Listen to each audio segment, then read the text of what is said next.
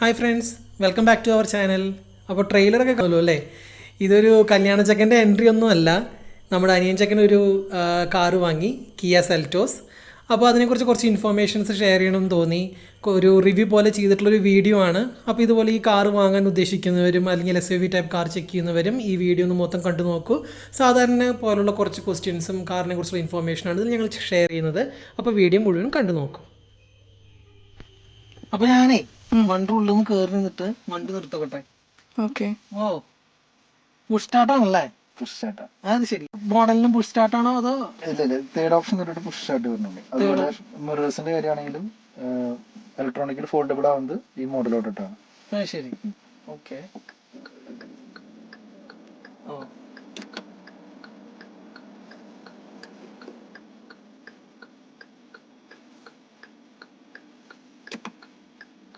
Sound കുറവാണ്, നല്ല smooth ആണ്, സൈലന്റ് ആണ്, ഭയങ്കര സൈലന്റ് ആണ്.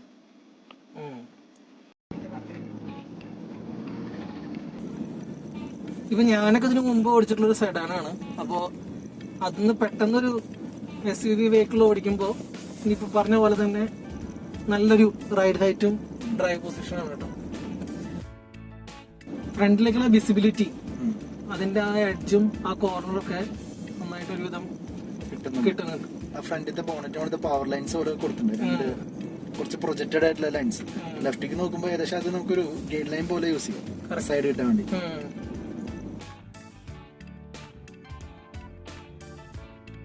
ഈ വണ്ടിയിൽ കണ്ടിട്ടുള്ള ഒരു പ്രത്യേകത വേറെ കണ്ടത് ഇപ്പൊ ഈ സംഭവമാണ്. കണ്ടോ, നമ്മള് സാധാരണ വണ്ടികളിൽ ഇപ്പൊ ഞങ്ങളുടെ വണ്ടികളിലൊന്നും ഇതില്ല. ഇത് നമുക്ക് വെയിൽ വന്നാലും ഒക്കെ വെക്കാൻ വേണ്ടിയിട്ടുള്ള ഷെയ്ഡ് നമ്മൾ സെപ്പറേറ്റ് മേടിച്ച് വെക്കുകയാണ് ചെയ്യാറ്. ഇതിപ്പോ ഇതിന്റെ ഉള്ളിൽ തന്നെ ഇൻബിൽറ്റ് ആയിട്ടുള്ളതാണ് ഇങ്ങനെയുള്ളത്. നമുക്ക് ഇവിടെ ഇങ്ങനെ ഒരു ബട്ടൺ പോലെ ഒരു ഇതുണ്ട്. ഇതിങ്ങനെ പൊന്തിച്ചു കഴിഞ്ഞാൽ ഡയറക്റ്റ് ആയിട്ട് നമുക്ക് ഇവിടെ കൊളത്തിയിടാം. ഓട്ടോമാറ്റിക് വണ്ടിയിലാണ് ഈ ക്രൂസ് കൺട്രോൾ കേട്ടിട്ടുള്ളത്. ഞാനൊക്കെ നമ്മളൊക്കെ വണ്ടി എടുക്കുന്നത് കുറച്ച് കാലം മുമ്പാ. അപ്പൊ ഇപ്പൊ മാനുവലില് ഇതുപോലെ ക്രൂസ് കൺട്രോൾ ഉണ്ട് എന്നുള്ളത്. അപ്പൊ അതെങ്ങനെയാണ് നമ്മൾ സെറ്റ് ചെയ്യുന്നത്? ഞാനും അധികം ക്രൂസ് കൺട്രോൾ വണ്ടികളൊന്നും ഓടിച്ചിട്ടില്ല. ഈ പറഞ്ഞ പോലെ ലക്ഷറി വണ്ടികളിലാണ് ക്രൂസ് കൺട്രോൾ നമ്മൾ കണ്ടിരിക്കുന്നത്. നമുക്ക് ലക്ഷറി വണ്ടി കൈ കിട്ടിയാൽ കൂടി ക്രൂസ് കൺട്രോളിലിട്ട് ഓടിക്കാൻ പാകത്തിന് നമ്മൾ എടുക്കാറില്ല. സാധാരണ നമ്മൾ മാനുവൽ കൊടുത്ത് അല്ലെങ്കിൽ അത് ഓട്ടോമാറ്റിക് ആകുമ്പോൾ നമ്മൾ മെല്ലെ കൊടുത്തെടുത്ത് സൂക്ഷിച്ചെടുക്കില്ല പതിവ്. അപ്പോൾ ഇതിലിപ്പോ ഈ പറഞ്ഞ പോലെ ഒരു 5th ഗിയർ അല്ലെങ്കിൽ 6th ഗിയർ ആകുമ്പോഴേക്കും നമുക്ക് ക്രൂസ് കൺട്രോൾ ആക്ടിവേറ്റ് ചെയ്യാൻ പറ്റും. വേറൊരു സംഭവം നോട്ട് ചെയ്തെന്ന് വെച്ച് കഴിഞ്ഞാലേ, ഇതിന് കുറച്ച് എവിഡന്റ് ആയിട്ട് കുറച്ച് ബാക്കിലേക്ക് പ്രൊജക്ട് ഉണ്ട്. അത് നമ്മുടെ ബൂട്ട് സ്പേസ് കൂട്ടാൻ വേണ്ടിയിട്ടുള്ള ഒരു നീക്കാണോ? നല്ല ഡിക്കി സ്പേസ് ഉണ്ട് പറയുകയാണെങ്കിൽ. കാരണം ബൂട്ട് സ്പേസ് ഇത്രയധികം വരുന്നുണ്ട്. നമുക്കിവിടെ ഒരു ലൈറ്റും വരുന്നുണ്ട് യൂസ് ചെയ്യാൻ പാകത്തിന്. ഇത് അത്യാവശ്യം വലിയൊരു ഫാമിലിക്ക് അത്യാവശ്യം സാധനങ്ങൾ വെച്ച് പോകാൻ പറ്റിയൊരു സ്പേസ് തന്നെ ഉണ്ട് അതില്.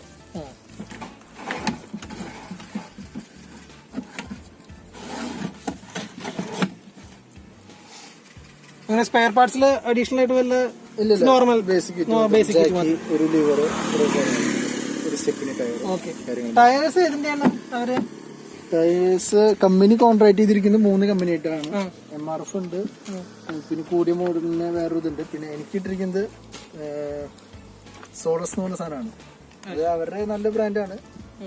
പക്ഷെ നമ്മൾ അധികം കേൾക്കാത്തതാണോ? കുംഹോ സോളസ്. ഓക്കെ. ഈ കുംഹോ എന്ന് പറഞ്ഞ ബ്രാൻഡ് ഗൾഫ് കൺട്രീസിൽ യൂസ് ചെയ്യുന്നതാണ്. അത് അവിടുത്തെ ഒരു ബേസ് ബ്രാൻഡാണ്, പക്ഷെ ക്വാളിറ്റി ഉള്ള ഒരു 8 ഇഞ്ച് ഇൻഫോർടൈൻമെന്റ് സിസ്റ്റം വരണേ, ടച്ച് സ്ക്രീൻ. അതിൽ യൂസ് ചെയ്തിരിക്കുന്ന സ്പീക്കേഴ്സ് മൊത്തം ആർമീസിന്റെ ആണ്. നല്ല സൗണ്ടാണ്, കാരണം നമുക്ക് സൗണ്ട് ഇതിൽ അഡ്ജസ്റ്റ് ചെയ്യാം. അതായത് ഏത് പൊസിഷനിലത്തെ സ്പീക്കറാണ് വർക്ക് ചെയ്യേണ്ടത് നമുക്ക് ഡിസൈഡ് ചെയ്യാം. പൊസിഷൻ മാറിയിട്ട് ഏത് പോയിന്റിൽ തന്നെ വേണം നമുക്ക് സൗണ്ടിങ്, ആ പോയിന്റിലേക്ക് സൗണ്ട് നമുക്ക് സ്പെസിഫിക് ആയിട്ട് കോൺസെൻട്രേറ്റ് ചെയ്തിട്ട് ഇതിൽ പാട്ട് വയ്ക്കാൻ പറ്റും. പിന്നെ ഓക്സ് കണക്ഷൻ ഉണ്ട് ഇതില്, പക്ഷെ ഓക്സിന്റെ ആവശ്യമില്ല. നമുക്ക് ഈ ബ്ലൂടൂത്ത് വഴി എല്ലാ ഫോണും കണക്ട് ചെയ്യാൻ പറ്റുന്നതാണ്. അപ്പൊ പാട്ട് അഡ്ജസ്റ്റ് ചെയ്യണമെന്ന് കാണിച്ചു തരുമോ? പാട്ട് നമുക്ക് അഡ്ജസ്റ്റ് ചെയ്യാന്ന് പറഞ്ഞാൽ ഓൾ മെനൂസില് സെറ്റിംഗ്സില് സൗണ്ടില് പൊസിഷൻ, ഇതിപ്പോ സെൻട്രലിനായിട്ടിരിക്കുന്നത്. ഇതില് നമുക്ക് front left, front right, rear left, rear right. ഓ നമുക്ക് നന്നായി വ്യത്യാസം അനുഭവപ്പെടും. ഇതെല്ലാം നമുക്ക് ഒരു പോയിന്റിക്ക് ആയിട്ട് വേണമെങ്കിൽ നമുക്ക് ഇതിൽ ഈ ബട്ടൺസ് യൂസ് ചെയ്തിട്ട് ഏത് പോയിന്റിക്കാണ് വോയിസ് വേണ്ടത് ആ പോയിന്റിക്ക് മാത്രമായിട്ട് വോയിസ് നമുക്ക് സെറ്റ് ചെയ്യാം. സെന്റർ ഇട്ടാണ് സെന്റർ ഇട്ടു, ബാക്കിക്കാണോ ബാക്കിക്ക്, ഇതിൽ നമുക്ക് സെറ്റ് ചെയ്യാൻ പറ്റും ഫുള്ള് കാര്യമാണ്. പിന്നെ വേറൊരു ഫീച്ചേഴ്സ് എന്ന് പറഞ്ഞു കഴിഞ്ഞാൽ വണ്ടി ഡ്രൈവിംഗിൽ തന്നെ നമുക്ക് വേണമെങ്കിൽ ഇതിന്റെ ബാക്ക് ക്യാം ഓൺ ആക്കാം. ഡ്രൈവിംഗിൽ സാധാരണ എല്ലാ വണ്ടിയിലും റിവേഴ്സിൽ മാത്രമാണ് ബാക്ക് ക്യാം കിട്ടിയിരുന്നുള്ളൂ, ഇതിൽ ബാക്ക് കിട്ടും. നല്ല ക്ലിയർ ആണ്. സാധാരണ ക്യാമറയില് ഒരു ഒന്നും മര്യാദക്ക് കാണാൻ പറ്റാത്ത പോലെയാണ്, പക്ഷെ നല്ല ക്ലിയർ ആയിട്ട് തന്നെ കാണാനുണ്ട്. ഇതിൽ മാത്രമുള്ള വേറെ ഫീച്ചർ എന്ന് പറഞ്ഞു കഴിഞ്ഞാൽ ഇതിന്റെ ഡോർ സൈഡില് 2 മൂഡ് ലൈറ്റിംഗ് ഉണ്ട്. അതായത് ഡ്രൈവിംഗിൽ കിട്ടില്ല, ഇതാണ് ആ ഓപ്ഷൻ, സൗണ്ട് മോഡ് ലാമ്പ് എന്ന് പറഞ്ഞിട്ട്. അതെന്തിനാണ്? ഈ സ്പീക്കറിന് താഴെയായിട്ട് ഒരു LED സ്ട്രിപ്പ് ഉണ്ട് 2 സൈഡിലും. അതിൽ നമുക്ക് ഏത് കളർ വേണമെങ്കിലും സെറ്റ് ചെയ്യാം, അതിന്റെ ലൈറ്റിന്റെ ഇന്റൻസിറ്റി സെറ്റ് ചെയ്യാം. അത് വേണമെങ്കിൽ നമുക്ക് മ്യൂസിക്കിന് എന്താ പറയാ, മ്യൂസിക്കിന് അനുസരിച്ചിട്ട് ലൈറ്റ് മാറുന്ന പോലെ അങ്ങനെ ആക്കാം. അങ്ങനെ ഒരുപാട് സെറ്റിംഗ്സ് അതിലുണ്ട്. ഇതിപ്പോ എടുക്കാത്തെന്ന് പറഞ്ഞാൽ ട്രിപ്പ് പോകുമ്പോൾ നമുക്ക് കിട്ടും. അതായത് നീല ലൈറ്റ്, ബസ് ലൈറ്റ് അങ്ങനെ ചെയ്യാം, അല്ലെങ്കിൽ സൗണ്ടിനനുസരിച്ചിട്ട് ചെയ്യാം. പക്ഷെ അതിപ്പോ ഹാൻഡ് ബ്രേക്ക് ഉണ്ടെങ്കിൽ മാത്രമാണ് ഇതിൽ ഒരുപാട് ഫീച്ചേഴ്സ് ഈ പറഞ്ഞ പോലെ ഡ്രൈവിംഗിന് നമുക്ക് കിട്ടില്ല. കാരണം സേഫ്റ്റിക്ക് വേണ്ടിയിട്ടാണ് അങ്ങനെ ചെയ്തിരിക്കുന്നത്. പിന്നെ 2 സൈഡിലും പാസഞ്ചർ ഇരുന്ന് കഴിഞ്ഞാൽ സീറ്റ് ബെൽറ്റ് വാർണിംഗ് സിസ്റ്റം ഉണ്ട്. ഓക്കെ. പിന്നെ ഡിഫോഗർ ഉണ്ട് വണ്ടിക്ക്, അത് ഈ മോഡലോട്ടിട്ടാണ് ഡിഫോഗർ വരുന്നത്. വലിയ വണ്ടി ആയതുകൊണ്ട് തന്നെ ഡിഫോഗറിന്റെ വളരെ അത്യാവശ്യമാണ്. കാരണം ഉള്ളിൽ നിന്ന് നമ്മൾ ബാക്ക് നോക്കുമ്പോൾ മോസ്റ്റ് വരെയൊക്കെ ആണെങ്കിൽ ഡിഫോഗർ ഭയങ്കരമായിട്ട് ഹെൽപ്പ് ചെയ്യും. പണ്ടത്തെ വണ്ടികളിൽ പ്രൊജക്ടർ ആയിരുന്നു ടോപ്പ് എൻഡിൽ വന്നിരുന്നെങ്കിൽ ഇതിന് പ്രൊജക്ടറാണ് ബേസ് മോഡലോട്ട് വരുന്നത്. പ്രൊജക്ടറാണ് വരുന്നത്. ഇതിന്റെ ടോപ്പ് എൻഡ് വെർഷനിൽ വരുന്നത് ഇത്രയും ഏരിയക്കാണ് അതിന്റെ ഹെഡ്ലൈറ്റ് വരുന്നത്. അത് LED ആണ് വരുന്നത്. 4 കട്ട് LED ആയിട്ടാണ് വരുന്നത്. 4 സെപ്പറേറ്റ് യൂണിറ്റ് ആയിട്ടാണ്. ഡിഫറൻസ് വേറെ ഒരെണ്ണം പുറത്ത് നോക്കി വരുന്നത് പറഞ്ഞാൽ അതിന്റെ ഐസ് ക്യൂബ് ആണ് അതിന്റെ ഫോഗ് ലാമ്പ് വരുന്നത്. ഇതിന്റെ സാധാ ഫോഗ് ലാമ്പാണ്. ഈ ഐസ് ക്യൂബ് എന്നൊക്കെ പറഞ്ഞത് കുറച്ചുകൂടി താഴ്ത്തി പറയും. ഐസ് ക്യൂബ് എന്ന് പറഞ്ഞു കഴിഞ്ഞാൽ ഇത് സിംഗിൾ പീസല്ല ഇരിക്കുന്നത്. മറ്റേന്ന് പറഞ്ഞാൽ 3 പീസായിട്ടാണ് ഒരു ഒറ്റ ഫോഗ് ലാമ്പ് ഇരിക്കുന്നത്. ഒറ്റ യൂണിറ്റ്, പക്ഷെ 3 സെപ്പറേറ്റ് പീസ് പോലെ. അതായത് മുകളിൽ ഒന്ന് വരും, സെന്റർ ഒന്ന് താഴേക്ക് വരും. ഒബ്ജക്ട് സെൻസേഴ്സ് ആണ്. നമുക്ക് സെൻസേഴ്സിനാണ് കൂടുതൽ ഹെൽപ്ഫുൾ ആയിരിക്കുന്നത്. നല്ലൊരു ബാക്ക് ക്യാം ഉണ്ട്. ഏകദേശം ഒരു HD ക്വാളിറ്റിയുടെ അടുത്ത് ലെവൽ പിടിക്കുന്ന പോലത്തെ നല്ലൊരു ക്യാമാണ്. പിന്നെ ഇതിന്റെ വേറെ പ്രത്യേകത എന്ന് പറഞ്ഞു കഴിഞ്ഞാൽ സ്റ്റിയറിംഗ് മൗണ്ടഡ് ഗൈഡ് ലൈൻസ് കിട്ടും. സാധാരണ ഗൈഡ് ലൈൻസ് എല്ലാ ക്യാമിൽ വന്നാലും അത് മൂവിങ് ആയിരിക്കില്ല. ഇത് സ്റ്റിയറിംഗ് പൊസിഷൻ ചെയ്യുന്നതനുസരിച്ചിട്ട് നമുക്ക് ഇതിന്റെ ബാക്കിലേക്ക് വരുന്ന ഗൈഡ് ലൈൻസ് പൊസിഷൻ ചെയ്യും. സൈഡിൽ ബോട്ടിൽ ഹോൾഡർ ഉണ്ടോ? ബോട്ടിൽ ഹോൾഡർ ഉണ്ട്. ഓക്കെ. കീന് സ്പെഷ്യൽ ഫീച്ചേഴ്സ് എന്തെങ്കിലും ഉണ്ടോ? അതോ കീയുടെ സ്പെഷ്യൽ ഫീച്ചേഴ്സ് എന്ന് പറഞ്ഞു കഴിഞ്ഞാൽ കീലെസ് എൻട്രി ആണ്. കീ കയ്യിലുണ്ടായാൽ മതി, നമുക്ക് ലോക്ക് ചെയ്യാം, അൺലോക്ക് ചെയ്യാം. പിന്നെ ഈ കീലെസ് എൻട്രിക്ക് കീ ഉണ്ടോ? ആക്ച്വലി കീലെസ് എൻട്രിക്ക് കീ കയ്യിൽ ഉണ്ടായാൽ മതി, അതല്ല ഞാൻ ചോദിച്ചത്. കീ യൂസ് ചെയ്യണ്ട. പക്ഷെ ഈ എനിക്ക് നോർമൽ ആയിട്ടുള്ള ഒരു ഡൗട്ടാണ് ഈ കീലെസ് എൻട്രിക്ക്. അപ്പോ നമുക്ക് പുഷ് ബട്ടൺ സ്റ്റാർട്ടിന്റെ കേസില് ഇതുകൊണ്ട് ടച്ച് ചെയ്തിട്ട് സ്റ്റാർട്ട് ചെയ്യാന്നുള്ളൂ. ഇല്ലെങ്കിൽ ഈ സാധനം ഊരി കഴിഞ്ഞാൽ ഇതിന്റെ ഉള്ളിൽ കീ ഇരിക്കില്ല. പിന്നെന്താ ഇവിടെ സെപ്പറേറ്റ് ലൈറ്റിംഗ് അറേഞ്ച്മെന്റ് എങ്ങനെയാ?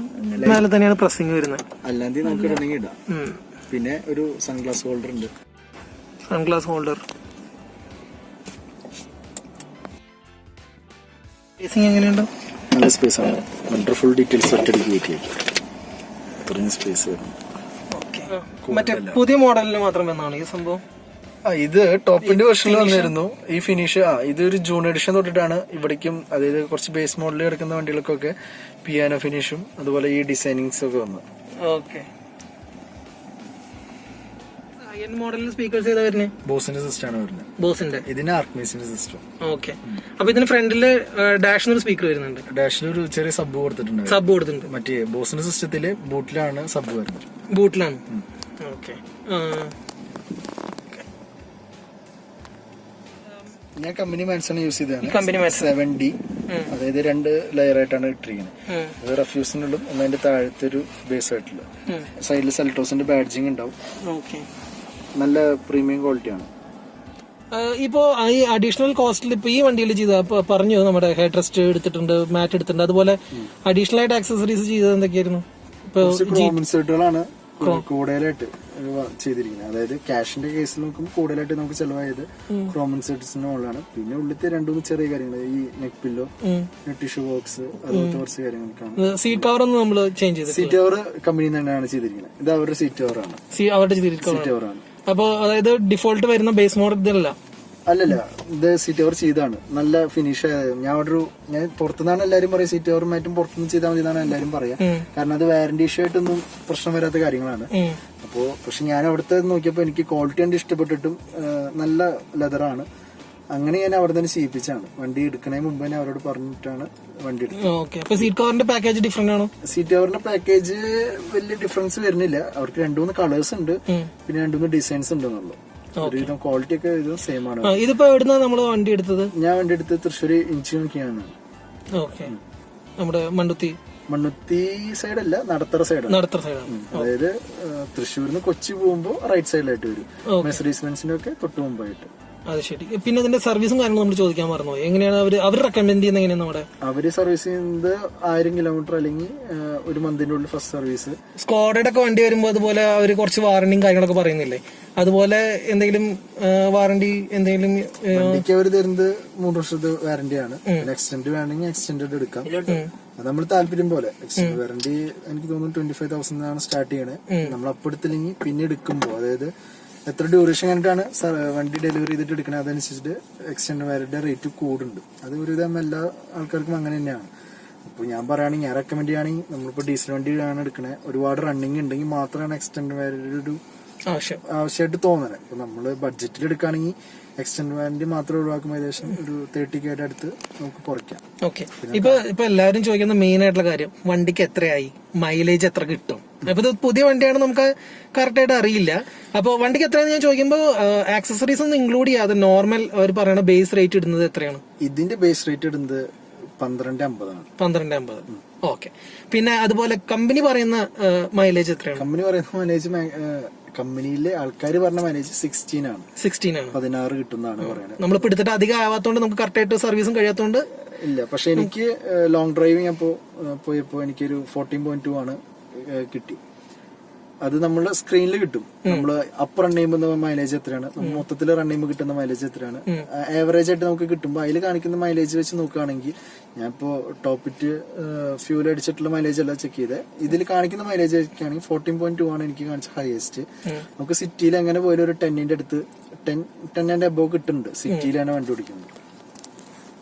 എന്തായാലും പറഞ്ഞല്ലോ, SUV എടുക്കാൻ കാരണം തന്നെ നമുക്ക് ഡ്രൈവ് കുറച്ച് ഇഷ്ടപ്പെടുന്ന ആളാണ്. അതായത് ഇപ്പൊ കുറച്ചൊന്ന് സ്പീഡിലൊക്കെ ഓടിക്കാൻ പറ്റുന്ന ഒരു ടൈപ്പുള്ള വണ്ടി ആവണമെന്ന് പറഞ്ഞു. അപ്പൊ എങ്ങനെ 0 to 100 എത്രത്തിൽ കിട്ടുന്നുണ്ട്? അഗെയിൻ നമ്മൾ ഓടിച്ചു കഴിഞ്ഞിട്ടുള്ള ഫീലിംഗ് പറഞ്ഞാൽ മതി, അല്ലാതെ അവരെത്ര. ഞാൻ ഇപ്പൊ പുതിയ വണ്ടി ആയതുകൊണ്ട് അങ്ങനെ ചവിട്ടി എടുത്തിട്ടില്ല. എന്നാലും ഞാനൊരു 11 സെക്കൻഡ്സിലൊക്കെ 100 എടുക്കാൻ പറ്റുന്നുണ്ട്. കുഴപ്പമില്ല. ലാഗ് ഉണ്ട്, ഇല്ലെന്ന് ഞാൻ പറയുന്നില്ല. പക്ഷെ നമുക്ക് അത്രയും അതിൽ ഫീൽ ചെയ്യണമെന്നില്ല. വണ്ടി 11 സെക്കൻഡ്സിൽ എടുത്തു പറഞ്ഞ സമയത്ത് എത്ര ഗിയർസ് ചേഞ്ച് ചെയ്ത്? ഐ മീൻ 4th-ലാണോ 5th-ലാണോ? 4th തന്നെ 100 കയറും. അങ്ങനെ വിഷയമൊന്നുമില്ല. 3rd നല്ല പവർ എന്ന് പറയുന്നത് എനിക്ക് ഫീൽ ചെയ്ത് 3rd ഗിയർ ആണ്. കാരണം 3rd നല്ല പോലെ നമുക്ക് RPM കയറും. അത് നല്ല പോലെ 4th എത്തുമ്പോൾ 100 കയറും. ഓക്കെ. അപ്പൊ ഏകദേശം നമ്മളൊരു കംഫർട്ടബിൾ സ്പീഡ് എല്ലാ വണ്ടിക്കും ഉണ്ടാവല്ലോ. അപ്പൊ നമുക്കിപ്പോ മാക്സിമം സ്പീഡിൽ ഓടിക്കാം. ഈ വണ്ടി നല്ലൊരു ഹൈവ് കിട്ടുകയാണെങ്കിൽ എങ്ങനെ പോലും 80-ൽ നിർത്തും. വണ്ടി തന്നെ 80-ൽ എത്തും. നോർമൽ നമുക്കത് ഫീൽ ചെയ്യില്ല. കാരണം അത്രയും കംഫർട്ട് ഉള്ളതുകൊണ്ടും നമ്മൾ അതുപോലത്തെ സീറ്റിംഗിൽ ഇരിക്കുന്നതുകൊണ്ടും പിന്നെ സസ്പെൻഷൻ ഒക്കെ ഗുഡ് ആയതുകൊണ്ട് 80-ലാണ് വണ്ടി മിനിമം പോവുക. കാരണം 80-ൽ പോകുമ്പോൾ തന്നെ നമ്മൾ 80-യുടെ ആ ഫീലിംഗ് ഒന്നും കിട്ടില്ല. പക്ഷെ വണ്ടി 80-ൽ എത്തിയിട്ടുണ്ടാവും. ഓക്കെ. അതുപോലെ തന്നെ ഇപ്പൊ നമ്മളൊരു നല്ലൊരു ഹൈവേ ഒക്കെ ആണെന്നുണ്ടെങ്കിൽ ഒരു സ്റ്റേബിൾ സ്പീഡ് ഏകദേശം എത്രയാണ് പോകുക? 100 നമുക്ക് സ്റ്റേബിൾ സ്പീഡാണ്. 100 കാരണം 100 നമ്മൾ മുട്ടിച്ച് പിടിക്കണ്ട. വണ്ടി ഒരു നോർമൽ രീതിയിൽ നമ്മൾ ആക്സിലേറ്റർ കൊടുത്താൽ പോലും വണ്ടി ഒരു 100-ൽ മെയിൻറ്റെയിൻ ചെയ്യും. അല്ലെങ്കിൽ നമുക്ക് ക്രൂസിൽ 100 സെറ്റ് ചെയ്താൽ പോലും ഈ പറഞ്ഞ പോലെ വണ്ടി ഇങ്ങനെ വലിഞ്ഞു പോകുന്ന ഫീൽ ചെയ്യുന്നില്ല. വണ്ടി കംഫർട്ടായിട്ട് 100-ൽ പോകും. ഓക്കെ.